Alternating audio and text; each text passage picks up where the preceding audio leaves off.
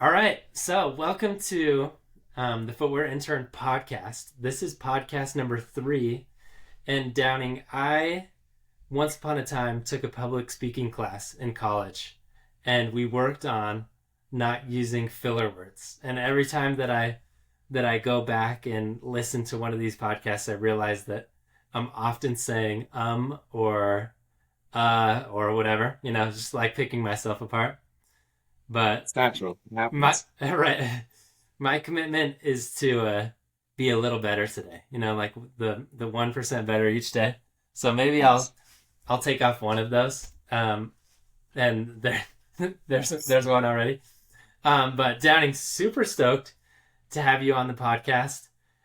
This is a podcast. If this is anyone's first time listening to this podcast, it is a podcast of stories from footwear industry professionals and their journey into the footwear space, and maybe some, like sporadic fun life stories mixed in between. But I'm stoked to be here with Downing. Downing was actually, uh, I worked with, well, we worked together in my very first uh, footwear job as an intern at Kuru Footwear. Um, just like rose-colored glasses for me. Is that the saying? Yeah. But Good times. Good times. such a great time, and here we are, so many years later, still doing it. So, congrats to us. But Downing, you're currently in Seattle. You're working for Brooks. I'll let you give kind of an intro of what you're doing right now. Uh, well, yeah, let's just Yeah. hear a brief intro of what you're doing right now, and then we're gonna jump into historical references of Downing. Like what what sculpted the Downing David statue that is Downing now. I don't know what to say, but Nice. so Nice. what are you doing right now, Downing? Yeah. So I'm a Footwear Development Manager at Brooks, managing performance lifestyle. So we just kind of are starting into this new category. Brooks has been like solely performance for a very long time.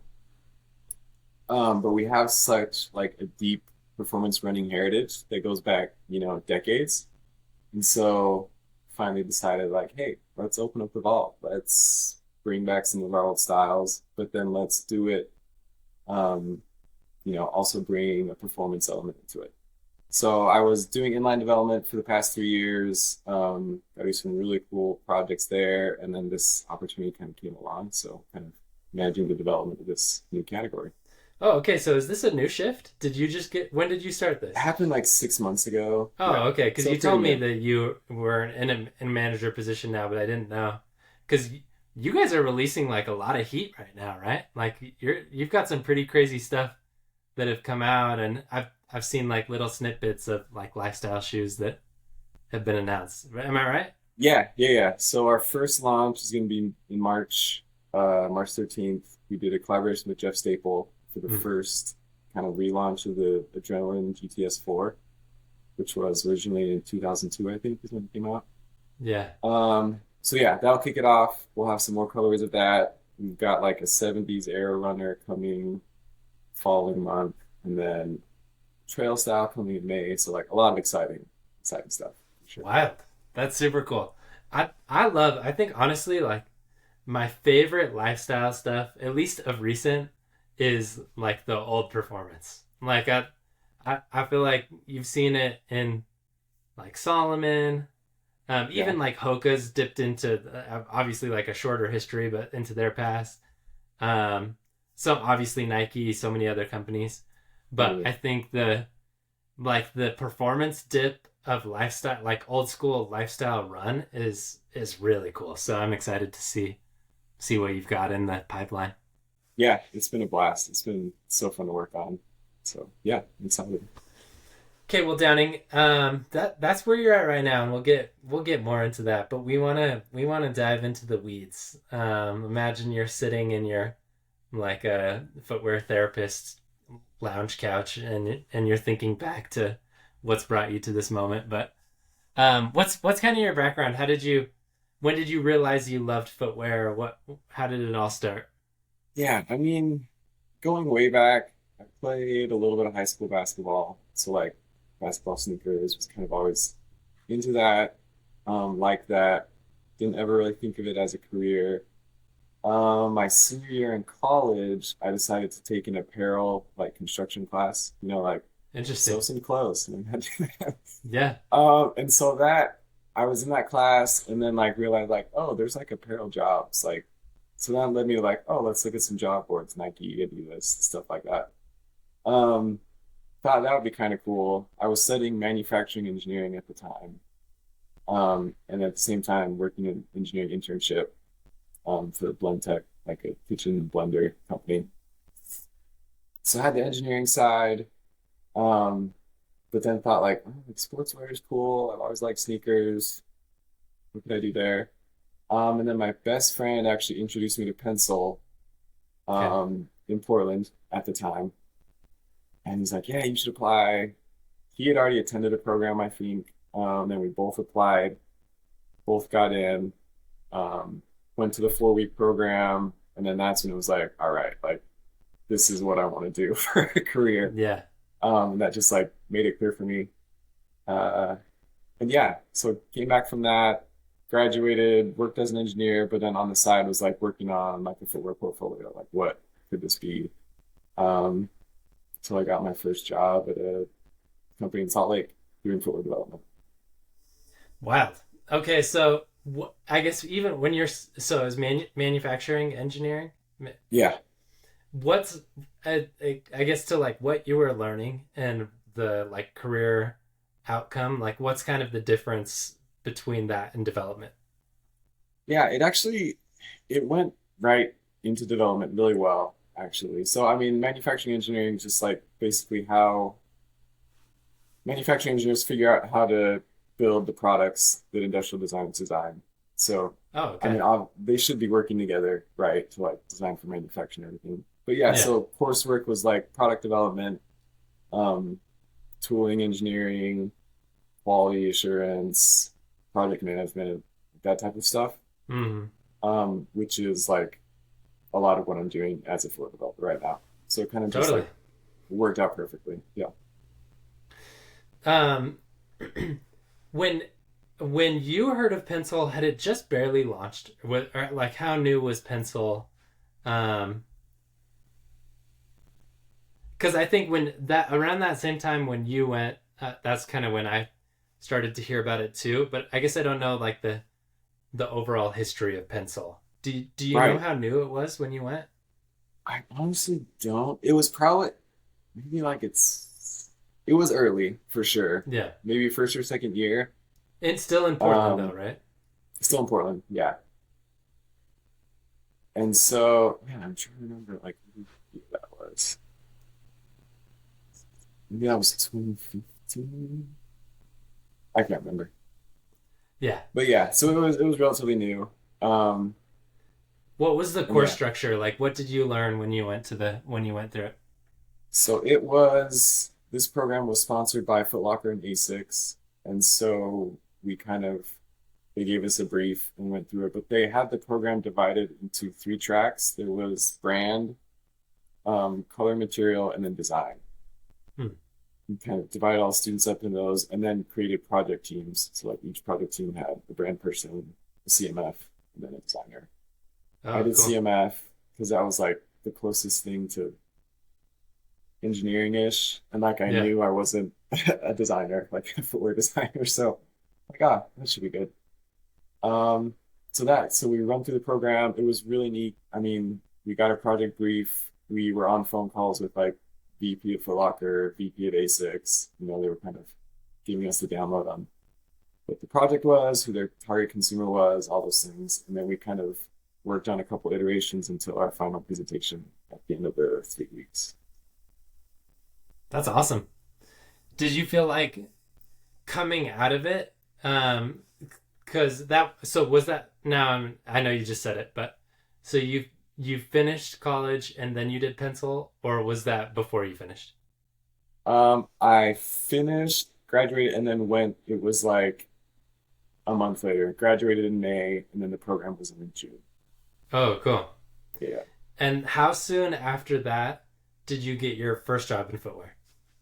A year later, so like June, July of the following year. Okay. What did you do? And was that when you're at Blend Tech or? Yeah. Yeah. So I went from Blend Tech to this company called SPG. But yeah, it was. I mean, during that time, I was kind of just like building. Like tried to build my own shoe. Got my hands on a shoe last. Um, Worked on SolidWorks because that's something that applied to like my engineering, obviously, so I could work on my SolidWorks skills. Tried modeling some midsoles and stuff. 3D printed a few things. Um, and kind of like took all that to my interview at this first company. Like, That's hey, cool. I want to work in footwear. How was SolidWorks for footwear? I'm trying like I when I was Ugh. in school, I learned a little SolidWorks and then it was like, no, this is not the software for shoes. Like was It's it's definitely not. It's definitely for like, engineered parts, tight tolerances. I love SolidWorks just because I'm way more comfortable with yeah, that. Like kind of the fluidity of Rhino and footwear, I'm not super comfortable with. right. Um, but yeah, so it was okay for like the rough stuff I was doing, but Rhino's definitely a better tool for. That's cool. I've never done any sort of like shoe project in SolidWorks. So I think we need to jump into your archives and like not during this podcast though, because it probably Yeah. like crashed the computer. But Yeah. okay, so during the year when you're at Blendtech after Pencil, were you like you talked about looking at job boards at like Nike and Adidas, and then it was SPG. You said Yeah. were you applying to a bunch of different places, and then you got in there? Like, how did you have a connection at the first job? What was your kind of like route into it after? Like, was it just you applied and you had cool projects and they're like, let's do it? Yeah, it was kind of like, I mean, at the time, like, oh yeah, I want to do footwear. I really had no idea how competitive it was and like how it's even more competitive now. I feel like. So I was kind of just blindly like, oh, I'll just apply to a bunch of developer jobs and see what happens. Um, the one in Utah worked out. So back to SPG, they had the license for Browning footwear. So like hiking boots, hunting boots, waterproof, that type of stuff. And it was just a one woman who was running the show at the time. And so she was looking for like somebody that was like young and didn't have a ton of experience. And so it was just like good timing, right place, right time. I applied. She was looking for somebody like me that was just like excited about footwear and wanted to learn a bunch. Lots of enthusiasm, more than like experience is what she was looking for. And I don't know, we kind of clicked. She was a great boss. Yeah, got my first footwear job. Nice. And our little connection there, I guess, so you were working on um, Browning footwear. I later, I guess, even it was in tandem with my internship with Kuru, was doing an internship with Browning, and Oh yeah, I at forgot that about. point they had just like given up on shoes, and so I was just doing bags and hats for them and some Nice. apparel stuff. But it was like I was just always begging, like, please, just like let me do a couple shoes.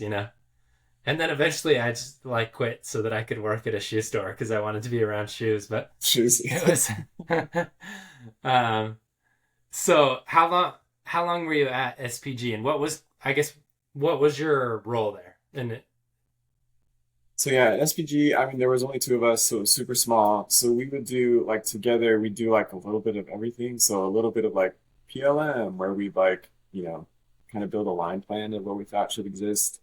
Obviously development, that's where I got my first development experience. So working with Asia back and forth. My first Asia trip was with SPG, cool. to see all the footwear factories, which was amazing. And I still think about that trip a lot. It was just so cool. Um, and then, yeah, just like the development. And then it kind of, because they're a licensing company, it was just very sales driven, and then footwear margins obviously weren't great for them.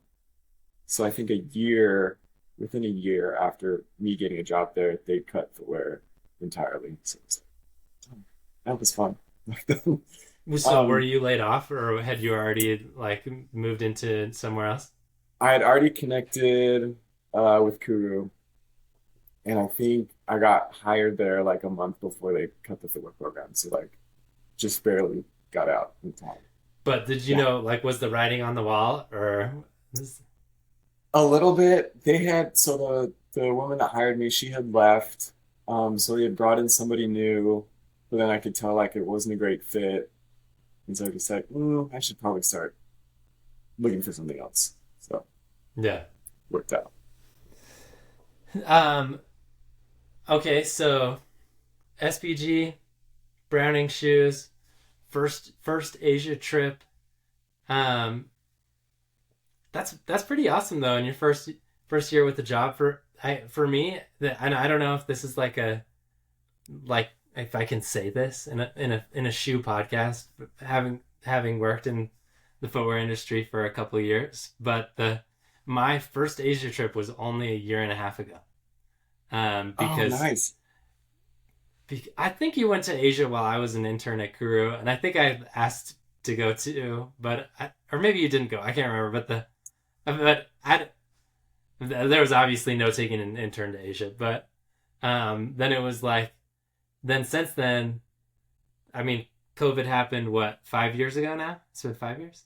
Yeah. And so everywhere that I've worked since has just been a remote job, or then like still figuring things out. And so yeah, so I've my first Asia trip was 2023. Yeah, that Nice. would be a year and a Okay. half ago, right? Yeah.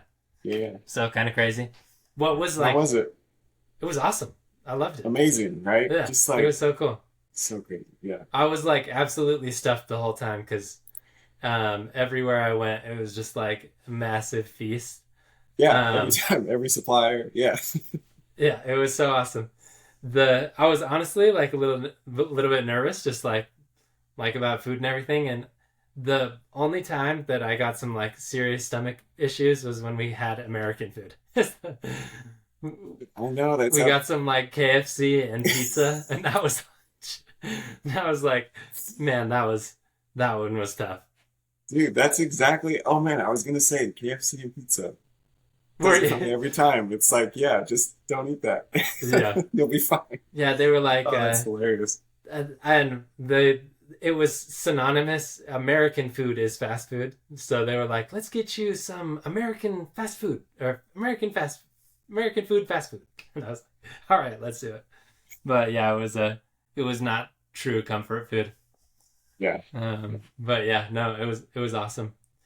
Um, would you? I guess so. You did the first job. You move on to Kuru. At this point, you've got essentially like a year under your belt. Are you locked in like footwear forever? Yeah. At that point, I was. It's like a sickness, I think, footwear. It's once you get it, it's hard to leave, I think, Yeah. especially talking to like older people in the industry.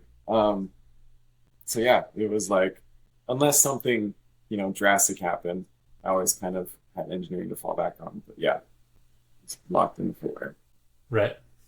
I've always told myself that if, like worst case scenario, I could be like a salesman for something. Like I, Yeah. no offense to like the sales industry of in any means, but like I think I could be like a charismatic person that could go out and sell something. Sell some stuff. Yeah. And people would be like, "Oh, okay, yeah, Doug, we trust him. We'll buy something." That's been my fallback. That's a good Um, backup one. when I didn't know like if the like there was actually jobs in the industry. Yeah. Um, okay, so Kuru, tell us a little bit about Kuru. I guess, what was like getting into that job? And then what did you do there? Yeah, so it was kind of a similar situation. I mean, I was trying to stay in Utah at the time, and there's obviously not very many footwear companies, so it was one of the like three. And There's a couple more um, now. Yeah, there is for sure. I could name like 6 now, I think. It's the Intermountain Shoe Hub. That's great. That's good to know. I'll have to talk about this offline. Um, but yeah, so I can't remember how I heard about them originally. Um, but I connected, I think, with the like owner, founder on LinkedIn.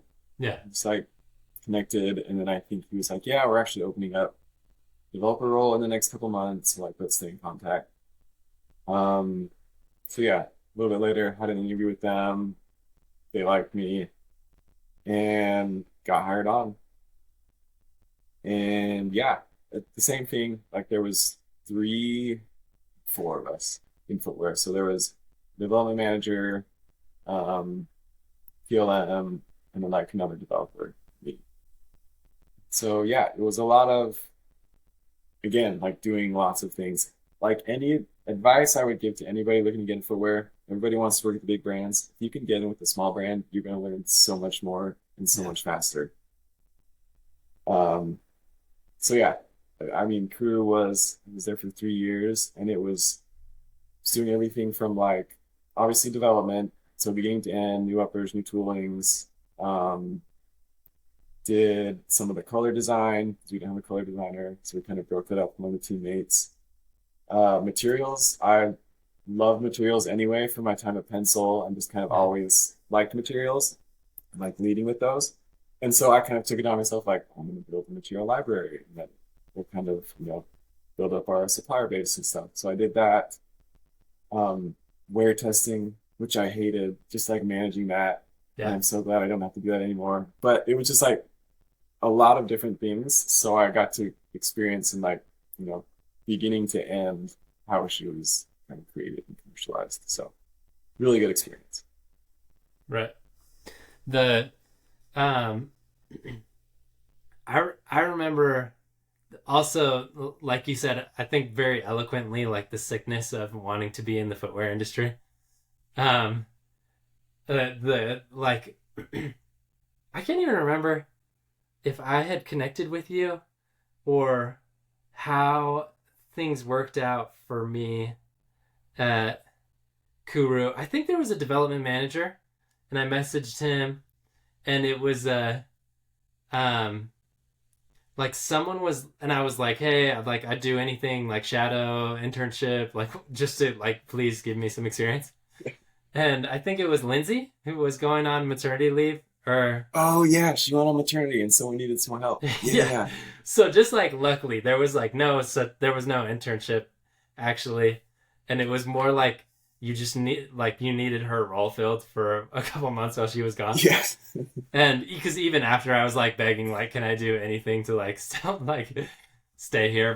But um that, like you said, I 100% agree with like getting in with a small company is so beneficial to be able to understand the whole process. Like I think like if you want to be very siloed in what you do at like a large company, that's cool too. But I don't think there's any negative to, especially like someone new to the industry, to being able to experience and learn the whole process. Like for me, being able to come in with you, and there was Cameron was there occasionally, Lucky. the designer, Cameron Braithwaite, and I forget who the PLM was.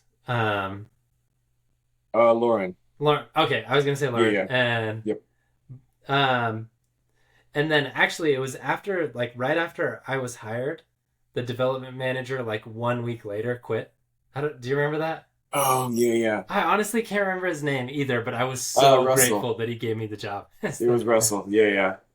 No, I know. That was probably the tough part I grew. I think I had like 5 managers in 3 years or something. Yeah. That was- It was but a yeah. rotating door, but other than like I feel like we did cool stuff. Like um I got to work on like projects that we actually sampled. I That's helped right. you a You little designed. bit. I designed a slip on, and then there was one time where like that we were in a meeting, and Lauren said it wasn't actually a design because we essentially like PLM'd a shoe, and it was just like there was two little like elastic gore pieces, and it was just like super simple. Um, and then like Cameron went off on like how and like everything is still, it was like still a design and whatever, but Yeah.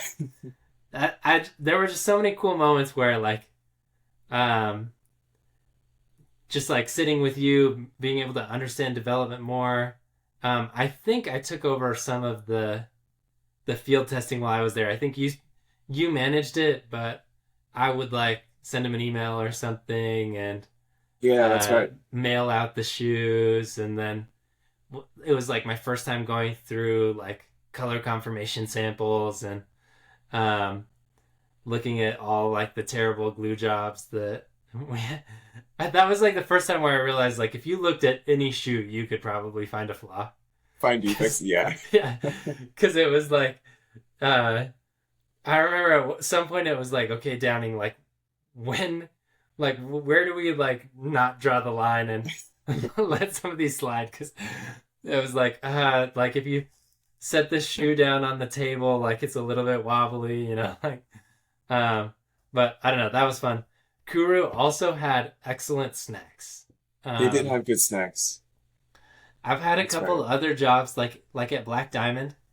Um, the first year I was there, I think we didn't get any snacks, and then but my kind of like towards the end of my time at Black Diamond, we started to get snacks, and at first it was like twice a week, and people would just go crazy, and then it was like once a week, and it was like once every 3 weeks, and then it was like no more snacks No more snacks. because it was at Kuru we just had like a constant haul of snacks, and at Black Diamond it would be like the snack delivery comes and everyone would go running like grab as much as they could like feast or famine, and then It like was gone. stuff it in your drawer, and then it was gone. Like there was like a 15-minute snack like open house. But what are It's so like fun. what's the snacks like at Brooks? Are we Do we have good snacks there? Is there Got pretty decent snacks. We were like marooned. Footwear was marooned on a different building for a little bit Oh, okay. while our new building was getting built that we're in now. And like while we were there, they kind of like appeased us with like free snacks, free lunch and Nice. everything. So that was fine. Uh, but yeah, it's all right. It's not bad. Cool. Okay, well, we're still in Kuru land though. Yep, Um, yep. what would you say? And you know, for the audience, Downing, could you just give us like a definition of what a footwear developer is? You're This is only podcast number 3. We've so far I've had one friend who works is an innovation designer, one friend who's a color designer, and now you're the first developer or development manager. But like, what was your role then? What's like your definition that you would strap to the back of your jersey? Yeah. So I think Elizabeth Brock Jones, she's an innovation developer at Nike. She like has this Instagram account and she posted it one time and I was like, yes, it's the perfect definition. And so it's something like a developer is responsible like to make the design into a functioning shoe that fits, is at cost, um, brings to life the design intent. I'm like butchering it. There's like 4 or 5 things. But yeah, it's like basically taking that idea from the designer and working in collaboration with them to turn it into a real shoe that, is at cost for the business to make money, um, rides well, fits well for the consumer, performs well. Yeah, just like taking that and turning it into reality. Yeah, as far as I understand that's a pretty great definition. Nice. Um, what would you say? And we could talk about your first role too. But at Kuru, like, what was your highlight as far as projects that you worked on and your experience there, other than working with me and getting to hang out? Definitely how I. Um, so there was this shoe, we still sell it actually, called the Atom. And I think it was like the first shoe, Cameron designed it, Yeah. that didn't look I mean, they're like an orthopedic shoe brand by Super ugly. design. They help people with foot pain. And so like they're kind of definitely an older customer and their shoes look that way. And I think the Atom was like a first shoe, like, oh, it's like modern and like decent looking. Yeah. And it was like one Sorry, of I shouldn't have said every. it's fine. It's Obviously, the shoes sold. Like they have a great the and shoes very loyal consumer base. very low. But you did create the first very like modern like nice looking shoe there. So Yeah. sorry. No, and that's it. And then it took off really well. They still sell it. It's very popular. They've expanded the franchise to like a few different the trail version and like a few other things. So yeah, it was a good project. I was proud of that one for sure.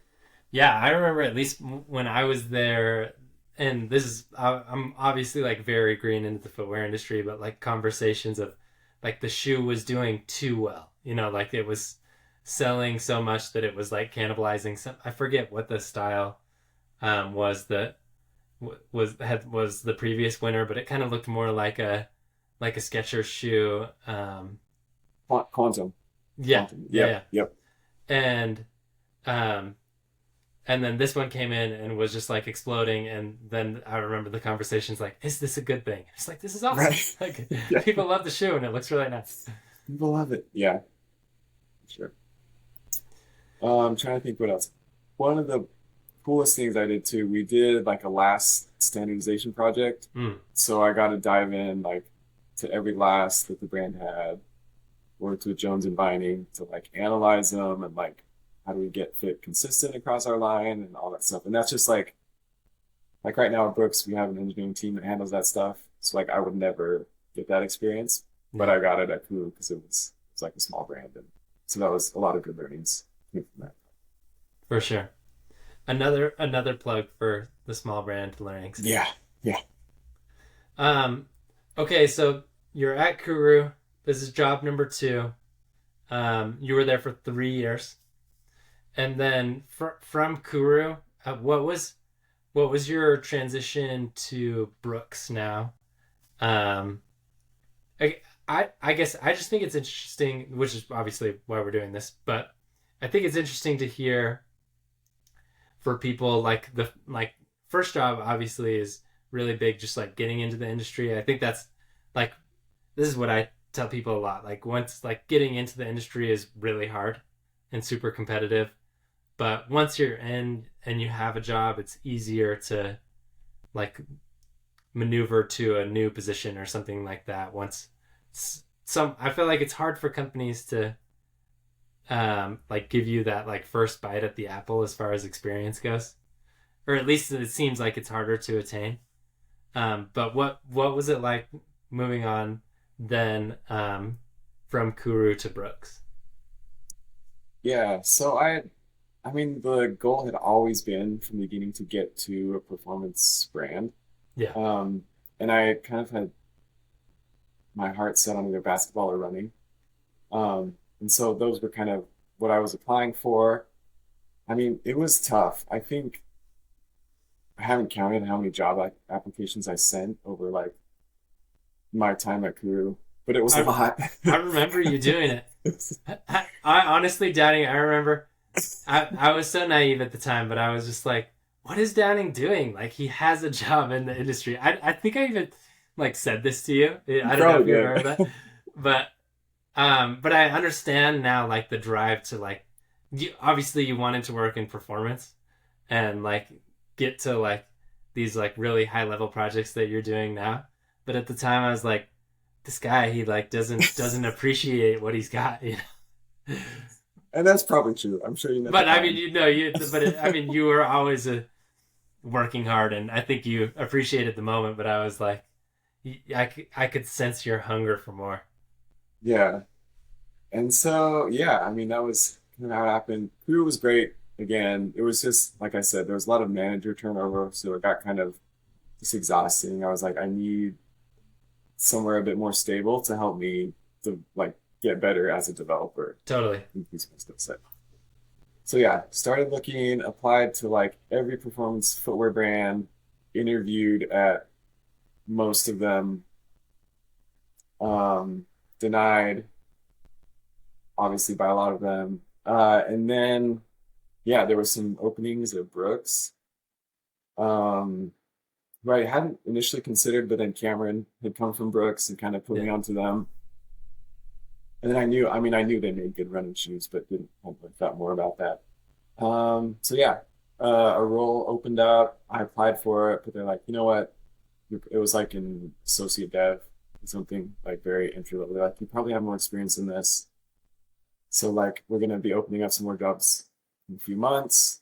Um, and so yeah, I applied to another job that was like product engineer, made it to the final round. They hired internally. Um, I now work with that person who's awesome. Glad they hired him. And then got a developer role like a few months after that. They were looking for a developer. And we'd already, I'd had connections there from the previous interviews. And yeah, I was Is lucky there enough is to there brought me any on. awkwardness? Is there any awkwardness downing between the other person, or are you glad No, you're not an no, engineer? no. I Or am glad I got hired as a developer. yeah, I think, yeah, I, I work closely with him because like he's the project engineer on each project or a lot of them. yeah, And so like we've had several projects together. It's been great to work together. But yeah, I'm happy I'm in development. It just worked out that way. So that's awesome. yeah. Um, were were the denials and even like the like not necessarily like the missed opportunities with Brooks, but it sounds like each one was leading to the next. What was like your level of discouragement, or was it like just just like wind in the sails, like you were just moving forward?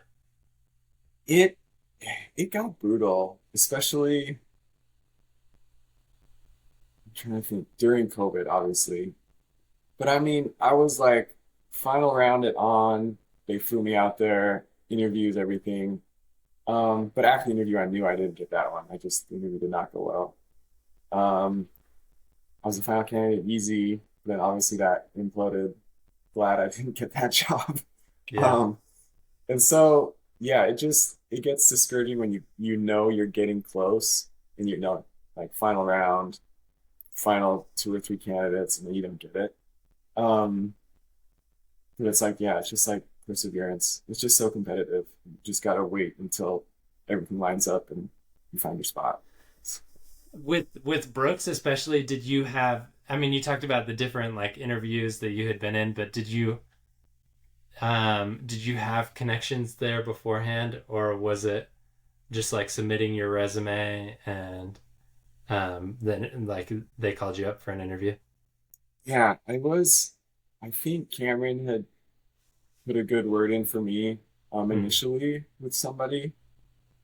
Um, and then after kind of that first position I interviewed for but didn't get, I had made some connections, messages on LinkedIn and stuff like that. And then just tried to like stay in contact when new roles popped up.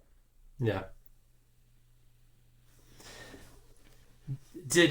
What do you think was like the um were they looking for like for the job that you got, were they looking for specific skills or specific experience in an industry, or like amount of time worked in the industry? What were kind of like the major qualifications that they were looking for? Yeah, I think it was kind of all of that. I mean, it was, one was a developer, two were developer roles, one was an engineer role. And so they were looking for product development. I think they were a little bit more general, especially with the entry level role.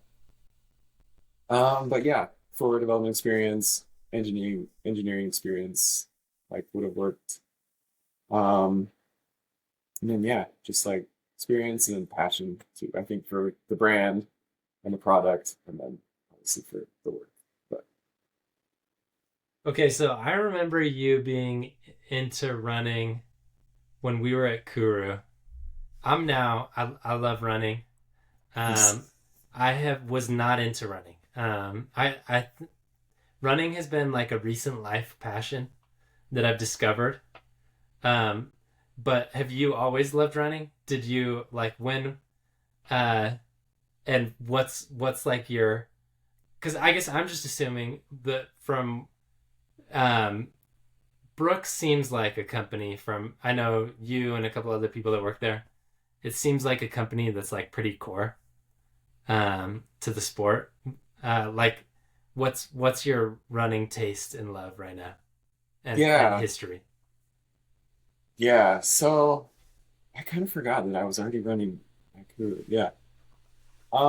I mean, starting young, first of all, I didn't like run track competitively. I Yeah. did for like a minute in middle school and like freshman year in high school, and then was more interested in basketball and other things. So, Right. because like I definitely have coworkers who are like ran collegiately, ran professionally, and so For sure. there's definitely some of that. But it started out young. My dad ran marathons, and so I can remember in elementary school, we'd wake up at like 6 a.m.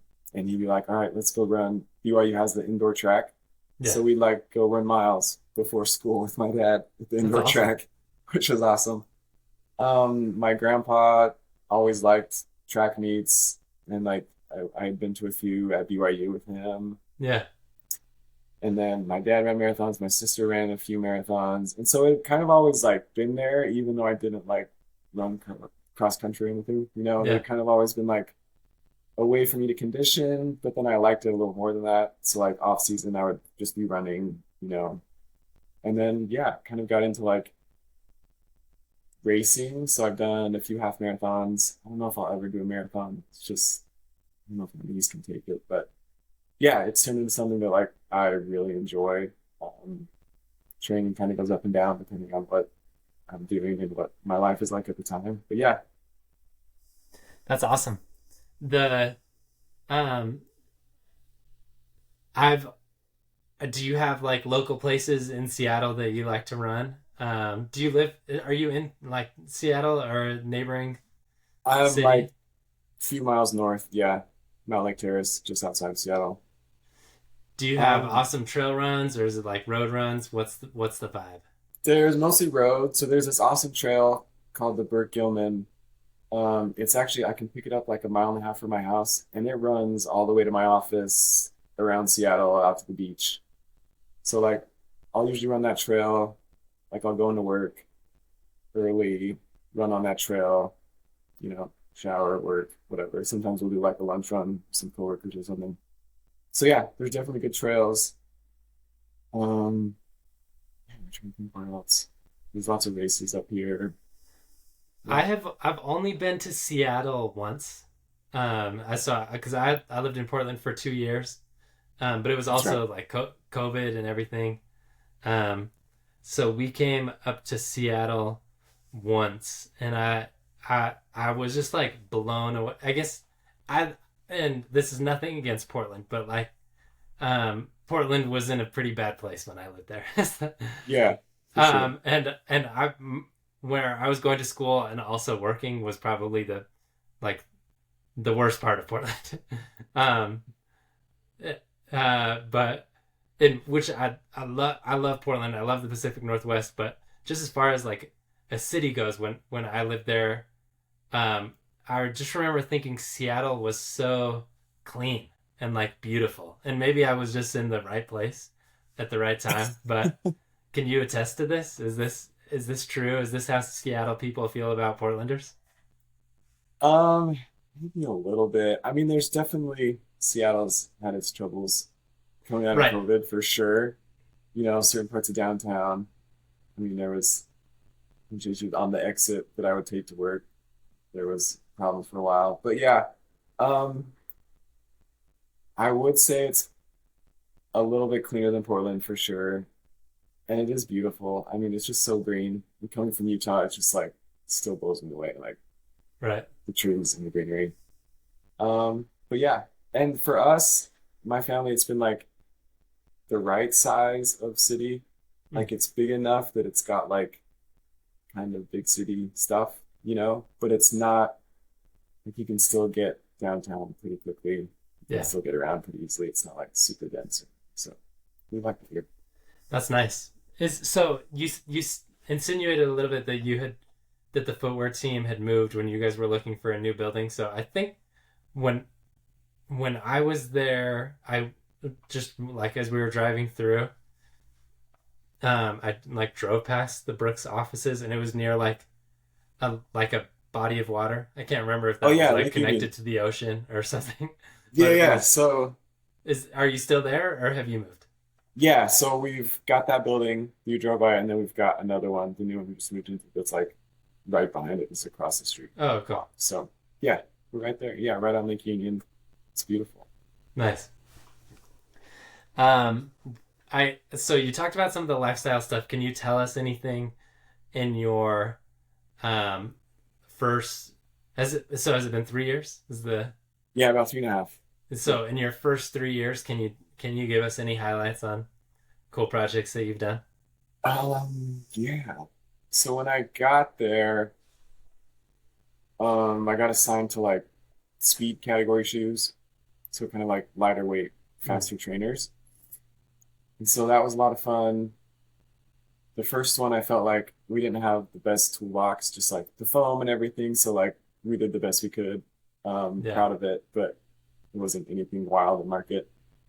Um, the Is next this shoe we like did the much. nitrogen infused foams or Yeah, so it was the Hyperion was that one. And then I also got to work on the Hyperion 2, and that one launched last summer, and it's like been pretty well received yeah. and rides like it's my favorite running shoe personally. Like it's not the compares and none of that. Um, so that one's been great. And then at the time, I've had like at Brooks, I've had really awesome managers. And so my manager, when I got hired on, like, what are you interested? What do you want to do? And like, she heard me and like kind of was looking for opportunities for me to grow into what I was interested in. Mhm. And so we have Brooks sponsors a professional team, the Brooks Beasts. And so we also make athlete product. So Mhm. distance spikes, marathon shoes. Yeah. Um, and so we were building spikes, and the developer at the time was just super overloaded because it's like everything had come at once, two spikes, a marathon shoe. And so we needed some help. And my manager heard about that and was like, "Oh, Downing, like, would you want to go work on a spike?" Like, yes, that would be awesome. Cool. So I got to work on the distance spike, the Hyperion LD, with this other developer. And it was so awesome just to like work on athlete products and where it's like in line, there's like a lot of voices. You have, the sales team that has an opinion, the retailers that have an opinion, just like you send it out to a bunch of people to wear tests, and you have to kind of synthesize all of these opinions and decide how to best put that into the shoe and make it. But with athlete product, it was so cool because it's like there's 12 of them, and that's all we care about, the feedback. And so Cool. we'd work in sessions with them. I would go to the wear test sessions. We'd bring them the spikes. They'd do some stuff in them. We'd take their feedback and then make changes. And it's like, that was it. So Are that they was really shoes just cool. built for them or is it mass market still too? Oh, they're sold still. Yeah. Like you can Okay. buy them on the website and stuff. Yeah. Yeah. Yeah. And so we launched the spike, and then like our athletes were winning races in it. I think we had an indoor title, a world championship in the 1500, Josh Kerr, and then he went to the Olympics and won silver. And so it was like really cool to like, oh man, I got to work on a world championship shoe. Like Yeah. that was amazing. So that's been really cool. That's super cool. When I was at Black Diamond for a little bit, and most of the reason why I was hired was that we were working on some trail running shoes that then got cut, and I was laid off. But which was also good timing with Landed Footwear. But the we were working with a bunch of trail athletes as well, or well, a bunch. It was only three, but it was really cool to like build something for an athlete for their like very specific performance needs. Right. Um, but Yeah. It's just like, it's something special for sure. yeah. Did so did you worked on spikes? Did you do marathon shoes too, or is that where you kind of split it up? Like you were spikes, they No, were yeah, I just kind of worked on that spike. And then once that was done, just continued my inline projects, and nice. I worked on athlete stuff since. But yeah, it's cool experience. That's so cool. And so now you're doing lifestyle stuff. We've got a lot of heat coming our way. Yeah. So you have one collab. I guess like and you don't have to say, but are you working on other collabs in the future? How does that, like, like, where does a brief come in that sense? Like, what are things looking like? Yeah, so we've got like I can't remember what their official name is, but like a brand partnership team Yeah. at Brooks that kind of, you know, reaches out to people and lines up with people that make sense with our brand and their brand and an opportunity there. So they'll usually bring them in and then yeah, kind of ideate or concept together and then make it happen. That's cool. So Downey, you're essentially living the dream, right? Um, I've always thought it would like Brooks just seems like a really cool place to work. Seems like good people. Um, what would you say for like to a young aspiring developer or designer or and just like anyone interested in footwear? But let's hang tight first on someone who's interested in development. What would be like was your experience at Pencil something, and obviously maybe like things have changed and expanded, but like what would you say as a recommendation for them for like a learning experience or um how to prepare to get to a position like what you're in? Yeah, development's interesting because there's not like, there's not like a footwear development degree, really. I mean, USC kind of has one, right? And so Yeah. that's growing, but I mean, you ask any developer, and it's like, how'd you get in? And it's like wildly different paths. Everybody kind of finds their own way into it. And so I think as far as like skills and abilities, project management is key because you are kind of the project manager that drives it from beginning to end.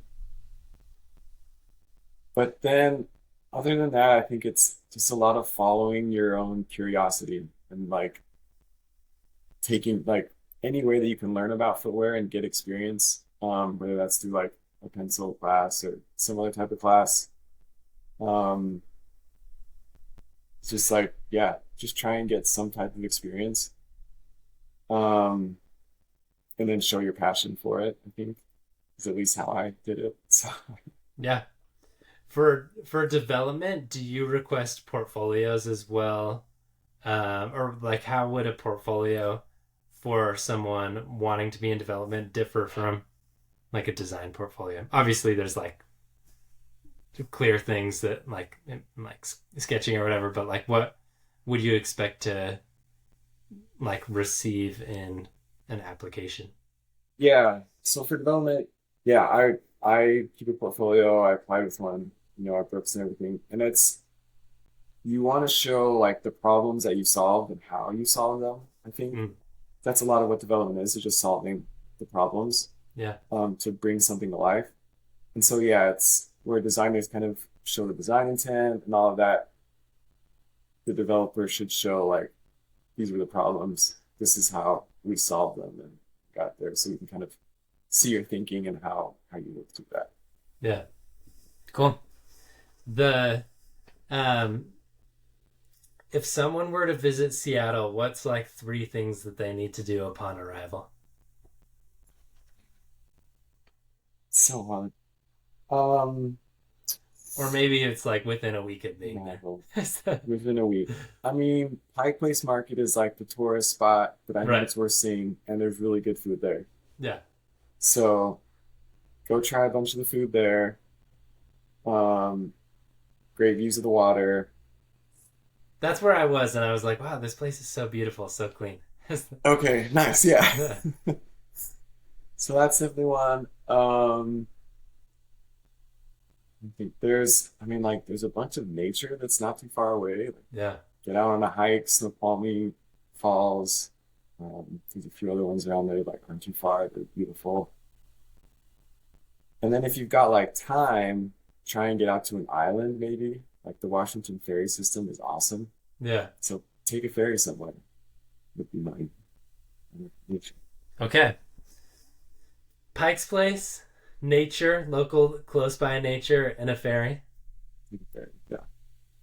Isn't there, and this might be like a mismemory, I remember while I was living in Portland, someone was telling me that there was like this cool island. I can't remember if they had a race on it or something, but it rained like 300 days out of the year or something like that. Does that like ring a bell when I say that, or is Sounds that just right. some like island fairy tale?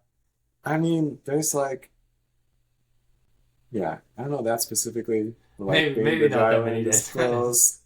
Then there's like the San Juan Islands that are further north that are uh, rad. I haven't named up there yet, but there's Whidbey Island. Yeah, there's a bunch that are like close. okay. There was like a bunch of neighbors were going to do some. I think it was a bike race, if I'm like remembering correctly. Okay. But I can't. I thought that could be a mismemory. But we drove out that one time, and I think we went to, was it like Olympus National Park or Olympia or Olympic something? National. Yeah, yeah, okay, yeah. Um, It's beautiful. the crazy enough, I had like a weird surgery, and I wasn't driving, and my wife was driving, and it was like super late, and we hit a deer with the car. And then the next day, she got pulled over and got a ticket, and it was like the ultimate like. I actually think they didn't give her the ticket if I'm remembering now. Like she was like so distraught that it was like she had just killed a deer, then ran a stop sign or something like that. And it was like, all right, you don't know where you're going, and it's like, we'll give you a pass here. We'll give you lessons. Um, but a nice law enforcement there, I guess. Nice, good. But Yeah. yeah, there were a couple other things that like made the trip crazy, um, but an awesome place. Well, Downing, I think you've given a lot of like fun nuggets. Do you have any final words for footwear industry hopefuls, or um, anything that you would want to know like prior to the experience? Now having gone through Um, it. I think it's just like if you really want to get into footwear, be persistent, make connections with people in the industry already, um, because it is competitive. But as long as you keep developing your skill set, make connections, so when job openings do pop up, gotta win. You can do it. It is possible. Totally. Is there anything that you would change about your experience, or um, yeah, we already know now like you've made it to the promised land, but um, is there anything um, like in your pursuit of it that you would have done differently? Looking back, I can't really think of anything. And that's totally changed from when I was in it, right? Because it was like when I was in it, it's like, oh, I would have wanted to be a performance brand sooner and like, all of that. But I think looking back and where I'm at now, it's like I love where I'm at. I love the team I'm working on, the people I'm working with, the product I'm building, and all of that is kind of like because of all the experience in the past that got me here. So I Yeah, don't think that I would change. Yeah. yeah. I feel like that rings true with like most people. Like in the end, like you like I like to say like no experience is bad experience. Like like everything is just a part of the story. And Right. here you are telling it. Um, Mm. well, super cool, Downing. I appreciate you coming on. I appreciate your time. I appreciate you not firing me as an intern. Not that I did anything to get fired, but that was like my, and like you said with the sick obsession of the footwear industry like career, that was my first bite at the apple, and I was like, this is it. Like I for some reason I've always said like if only I could just be like satisfied with something else. But it's just like it just has to be footwear. It's just, yeah, it's an illness, man. Yeah, thanks for having me. It was good to talk to you again. It was good times back at Cody. Good For times. sure. Well, all the little future footwear developers are going to come and hit your LinkedIn DMs. So be prepared. Do it. But Always happy to talk. Yeah. nice. Well, Downing, I'm gonna turn off this recording. We can continue to chat, but until next time, that is the Footwear Intern. Cool.